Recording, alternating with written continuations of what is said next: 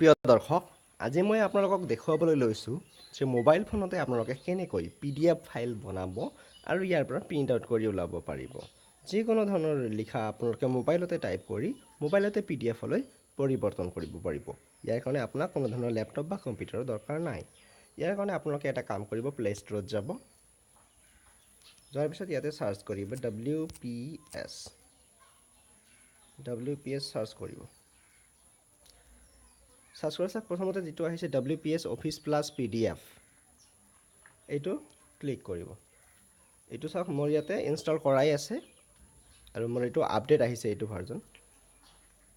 তো যদিহে আপোনাৰ এইটো ইনষ্টল কৰা আছে তেনেহ'লে এই এপটো অ'পেন কৰিব। যিহেতু মোৰ আপডেট আহিছে তাৰমানে মোৰ ইয়াতে ইনষ্টল কৰা আছে। এইটো WPS অফিচ, মই এইটো অ'পেন কৰি ল'লোঁ। এপটো অ'পেন কৰাৰ পিছত চাওক, ইয়াতে এটা জক চিন দেখা পাইছে। ইয়াতে সোঁফালে তলত এই জক চিনটোত ক্লিক কৰিব। ক্লিক কৰিলে ইয়াতে আপোনাৰ বিভিন্ন ধৰণৰ অপশ্যন ওলাইছে। প্ৰথমতে ওলাইছে নিউ স্প্ৰেডশ্বীট, তাৰপিছত নিউ প্ৰেজেণ্টেশ্যন, পাৱাৰ পইণ্টৰ ইয়াতে বনাব পাৰিব, নিউ মেমো, তাৰপিছত ওলাইছে লাষ্টত নিউ ডকুমেণ্ট। আপোনালোকে ক্লিক কৰিব ইয়াতে নিউ ডকুমেণ্ট, W লিখাটো। ক্লিক কৰাৰ পিছত আপোনালোকৰ সন্মুখত এনেকুৱা এটা পেজ খোল খাব। ঠিক আছে, ইয়াতে খোল খালে আপোনালোকে ইয়াতে টাইপিং কৰিব পাৰিব যি মন যায় আপোনাৰ।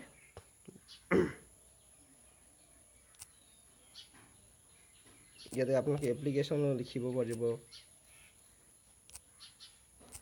টু দ্য প্ৰিন্সিপাল,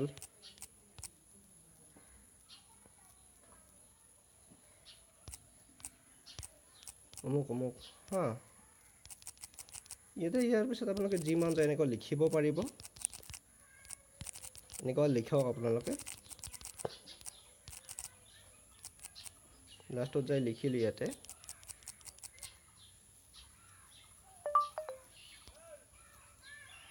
yours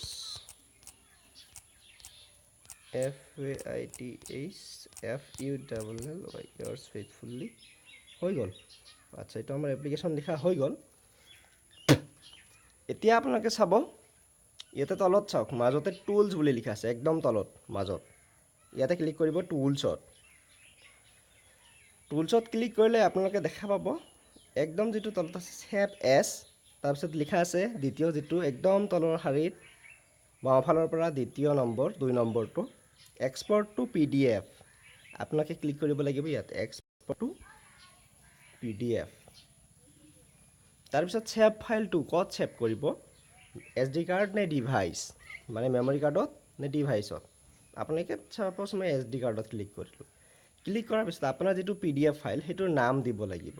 এইটো ছাপ'জ টু দ্য প্ৰিন্সিপাল, এইটো মই নাম দিলোঁ, বা আপোনালোকে যিকোনো এটা নাম দিব পাৰে। বোলে মাই APPLICATION,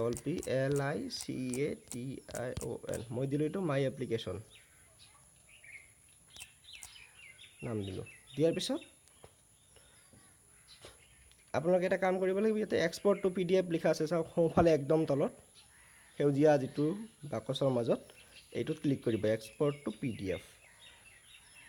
export successfully, click here to check the PDF file. এইবাৰ ইয়াতে চেক কৰি চাব পাৰে আপোনাৰ PDF ফাইলটো ৰেডি হৈ গ'ল। এইটো চাওক, এইটো দেখা পাইছে আপোনালোকে, এইটো এটা PDF ফাইল হৈ গ'ল।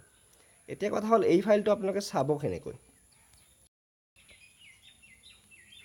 ইয়াৰ কাৰণে আপোনালোকে বেক কৰিব, বেক কৰি আকৌ WPS অফিচটো অ'পেন কৰিব। অ'পেন কৰিলে চাওক, ইয়াতে প্ৰথমতে যিটো লিখা আছে মাই এপ্লিকেশ্যন বুলি, ইয়াতে আপোনালোকে দেখা পাব। এইটো ক্লিক কৰিলে এইটো আপোনাৰ যিটো PDF ফাইল এইটো আপোনালোকে দেখিবলৈ পাব। ঠিক আছে দৰ্শকসকল, আশা কৰিছোঁ ভিডিঅ'টো আপোনালোকৰ ভাল লাগিছে। ভাল লাগিলে লাইক এটা কৰি দিবলৈ নিশ্চয় নাপাহৰিব। আৰু এইটো ভিডিঅ' যদিহে ভাবিছে শ্বেয়াৰ কৰা দৰকাৰ, তেনেহ'লে এইটো ভিডিঅ' ফেচবুক আৰু হোৱাটছএপতো শ্বেয়াৰ কৰি দিয়ক, যাতে এইটো ভিডিঅ' বহুতৰে উপকাৰ কৰিব পাৰে।